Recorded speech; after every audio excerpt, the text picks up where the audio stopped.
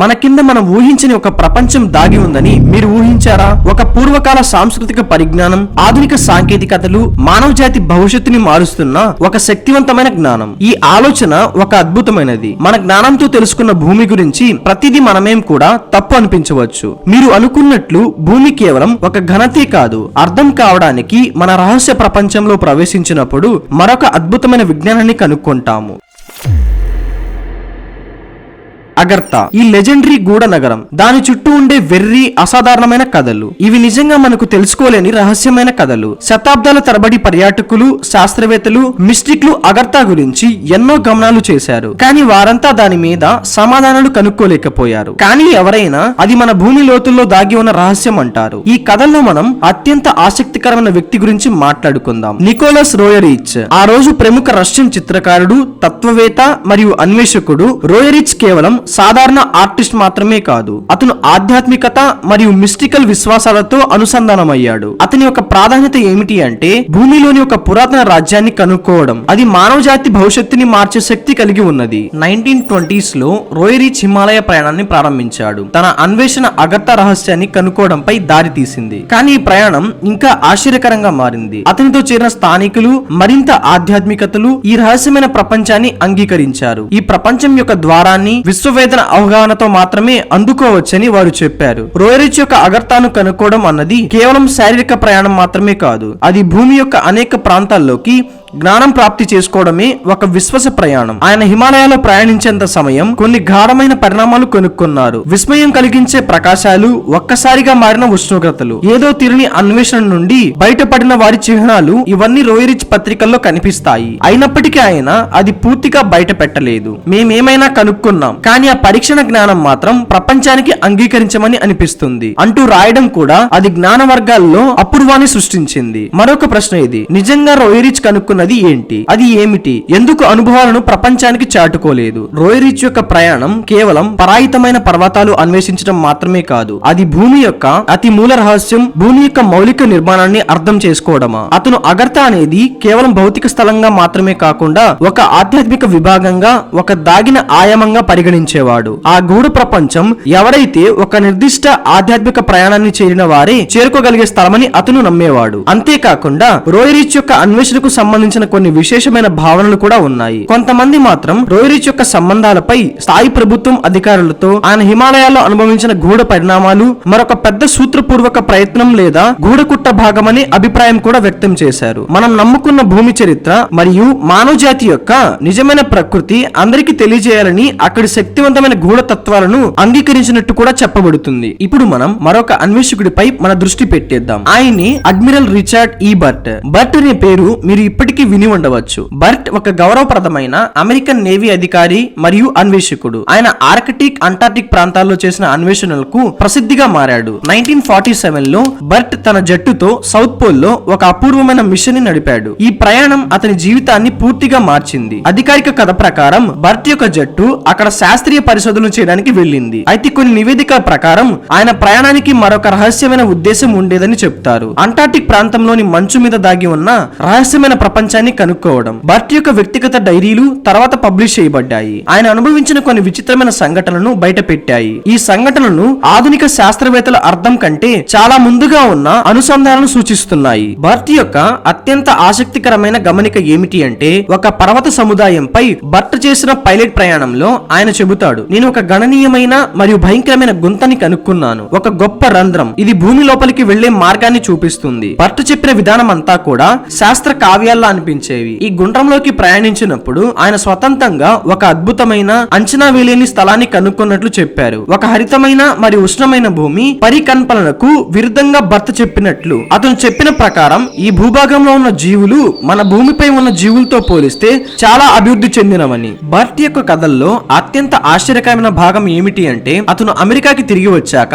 అతన్ని మౌనంగా చేయడమైనది. మొదట్లో ప్రచురించిన ఆయన డైరీలు తర్వాత తాత్కాలికంగా మారిపోయాయి. ఈ డైరీలోని వివరణలు గోప్యంగా మొనపెట్టబడ్డాయి, చాలా వరకు మార్పులు చేయబడ్డాయి. కానీ అలా ఎందుకు జరిగింది? ఒక ప్రముఖ మరియు గౌరవనీయమైన న్యావీ అధికారుడు, అన్వేషకుడు ప్రపంచాన్ని షాక్ గురి చేసే అద్భుతమైన అనుభవం కనుక్కున్న తర్వాత ఎందుకు మౌనమయ్యాడు? కొందరు చెప్తున్నారు బర్ట్ యొక్క అగర్తా కనుక్కోవడం ఒక పెద్ద సవాలుగా మారిందని, అది శక్తివంతమైన ప్రభుత్వ సైనిక బలాలతో సంబంధం కలిగి ఉండవచ్చు అని. వారందరికీ భూమి లోపల ఉన్న నిజాలు బయటికి రాకుండా ఉండాలని ఉంటుంది. ఎందుకు అంటే ఒక దాగిన ప్రపంచం ఉంటే అది మన భూమి చరిత్రలో మన మనుగడలో ఉన్న ప్రాముఖ్యతను మరియు స్థాయిని మళ్ళీ గట్టి సంచలనాలను రేపుతుంది. అంటార్కిటికాలో మరో గూఢ ప్రపంచం, అగర్తా యొక్క చుట్టూ అవగాహన. అయితే బర్ట్ మాత్రమే కాకుండా మరెన్నో అన్వేషకులు, శాస్త్రవేత్తలు, రచయితలు కూడా అంటార్క్టికా ప్రాంతాన్ని అగర్తాకు ఒక ప్రవేశ ద్వారంగా సూచించారు. పృథ్వీధ్రువ ప్రాంతాలు ఎప్పుడూ రహస్యంగా ఉండిపోయాయి. అతి విచిత్రమైన పిన్యాణాలు,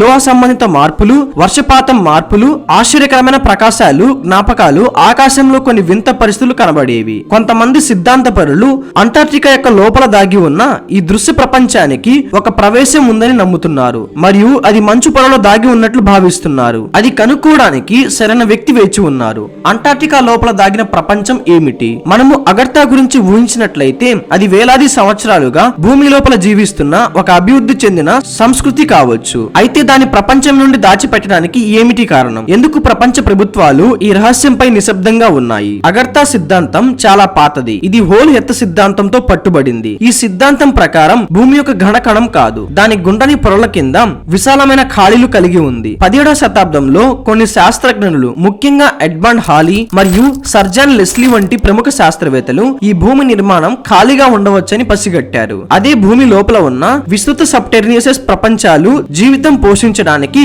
ప్రభావితమైనవి అని వారు ఆలోచించారు. ఈ సిద్ధాంతానికి సాక్ష్యంగా భూమి యొక్క చుండు క్షేత్రంలో కొన్ని అనామలీస్ మరియు పాలర్ అన్వేషణలో కనుక్కోబడిన విచిత్రమైన గ్రావిటేషన్ రీడింగ్స్ కూడా ఉన్నాయట. అగర్తా వంటి గూఢ ప్రపంచం ఉండడం వలన ఏకాభిప్రాయంగా ఉండకపోవచ్చు. ఇంకా మరింత ఆశ్చర్యకరమైన విషయం ఏమిటి అంటే కోలా సూపర్ డీప్ బోర్హోల్ యొక్క గుర్తింపు. ఇది భూమి క్రస్ట్ లో తీయబడిన అత్యంత లోతైన మానవ నిఘంటువు. 1970లో సోవియట్ శాస్త్రవేత్తలు దీన్ని తీయడం ప్రారంభించారు మరియు ఈ బోర్హోల్ అనేది 7.5 మైల్స్ అంటే 12 కిలోమీటర్ల లోతుకు చేరింది. అయితే ఈ తీయడం భూమి లోపల ఉన్న అసలు అంతర్గత స్థాయి కుండా చాలా కొద్దిగా అంగీకరించింది. ఇంకా ఆసక్తికరమైన విషయం ఏమిటి అంటే ఈ బోర్హోల్ ద్వారా శాస్త్రవేత్తలు ఏదో ఆధారాలు కనుక్కున్నారు. వారు కనుక్కున్నది ఈ లోతుల్లో జీవం ఉన్నట్లు. అతి పెద్ద జంతువులు కాదు, కానీ సూక్ష్మజీవుల రూపంలో అయినా ఈ సూక్ష్మజీవులు తమ వ్యాధిగ్రస్త పరిష్కారాలను తగ్గించి ఈ భయంకరమైన పరిస్థితుల్లో జీవించడానికి అణువుగా రూపొందించాయి. ఈ గొప్పగా కనుక్కోవడం కొన్ని శాస్త్రవేత్తలు ఆలోచించారు. మరొక ప్రపంచం అక్కడ ఉంటే కేవలం సూక్ష్మజీవులే కాదు, సమగ్ర జీవి వ్యవస్థ కూడా అక్కడ ఉండదా అని. ఇది మరొక కొత్త ప్రశ్నకు దారి తీసింది. ఈ కోలా బోర్హోల్ మాత్రమే కాదు, కొన్ని ఇతర ప్రదేశాల్లో కూడా విచిత్రమైనవి కనుక్కోబడ్డాయి అనే అంశాలు ఉన్నాయి. కాలానికి తగ్గట్టుగా పోలార్ ప్రాంతాలు, మంటలు పెలుతున్న పర్వతాలు మరియు ప్రాచీన నిర్మాణాలు. గడిచిన కాలంలో కూడా విచిత్రమైన పరిస్థితులు, వేదికలు వచ్చాయి. అయితే చాలా మంది దీన్ని కనెక్ట్ చేసే ఒక సిద్ధాంతాన్ని అంగీకరిస్తున్నారు. వారు అనుకుంటున్నారు ఈ ప్రదేశాలు భూమి లోపల ఉన్న ఒక గొప్ప గూఢ ప్రపంచానికి సంబంధించిన ఒక అద్భుతమైన కదలిక ద్వారా కనెక్ట్ అయి ఉంటాయని. ఎంతో ఆశ్చర్యంగా అనిపించకపోయినా కొందరు ప్రజలు ఈ ప్రదేశంలోని కొంతమంది ప్రతిభావంతులను గూఢ ప్రదేశాల కోసం సిద్ధాంతాలు ప్రస్తావిస్తున్నారు. కొంతమంది శాస్త్రవేత్తలు, రచయితలు ఇంతవరకు అగర్తా నలుగురి మధ్య ఉన్న ఒక వాస్తవ ప్రదేశం అనేది ఆధారంగా ఉండడం గురించి కూడా గౌరవం ప్రదర్శించారు. గీజా ప్లేటో, ఈజిప్ట్ లో ఉన్న ఈ గోప్య ప్రదేశం, ఇందులోని వైశాల్యపు దారులు మళ్లింపు అగర్తాకు మరో దారి కావచ్చా? ఈ విశ్వాసాలు, నిజాయితీ గురించి చెప్పాలి అంటే ఈ సిద్ధాంతాలు పూర్తిగా ఊహాశక్తిగా లేవు. కానీ మరొక ఆశ్చర్యకరమైన భాగం మరింత అద్భుతమైనది. కొందరు అగర్తా ప్రదేశానికి సంబంధించి భౌతిక ప్రదేశాలతో పాటు ఆధ్యాత్మికమైన మార్గాలు కూడా ఉండవచ్చని నమ్ముతున్నారు. కొంతమంది చెప్తున్నారు మనం భౌతిక స్థలాలను దాటుకొని అగర్తాలో ప్రవేశించడమే కాదు, ఇది ఆధ్యాత్మిక పరిమాణంలో మనం ముందుకు ఎదుగుతూ జీవితాన్ని మరింత అర్థపూర్వకంగా గ్రహించడానికి మాత్రమే చేరవచ్చు. మనం భౌతిక ప్రదేశాల్లో ప్రయాణించడమే కాకుండా ప్రగతి సాధించడానికి మాత్రమే అగర్తా ప్రవేశం సాధ్యం అనుకుంటున్నాయి అనేది ఒక సిద్ధాంతం. ఈ అన్ని ఆధారాలు ఉన్న నమ్మకాస్యమైన దృష్టితో చూస్తే చాలా మంది నిపుణులు అగర్తా ఉనికిపై ఎలాంటి నిఘంటువు లేకుండా దాని గురించి నిజంగా ఏం చెప్పాలో తెలియదు అంటున్నారు. ఫిజికల్ సాక్ష్యాలు లేకపోవడం, ఫోటోలు, వీడియోలు గమనించిన దృశ్యాలు లేకపోవడం వల్ల ఈ సిద్ధాంతాలను చాలా మంది నిజంగా తీసుకోవడం కష్టంగా ఉంది. అయితే అనేక మంది అన్వేషకులు, శాస్త్రవేత్తలు, ఆధ్యాత్మికతని అంగీకరించే వ్యక్తులు అగర్తా గురించి చెప్పిన అనేక కథలు ఒకానొక సమయంలో వింత ప్రశ్నను బయట పెడతాయి. ఎందుకంటే అడ్మిరల్ బర్డ్ నుండి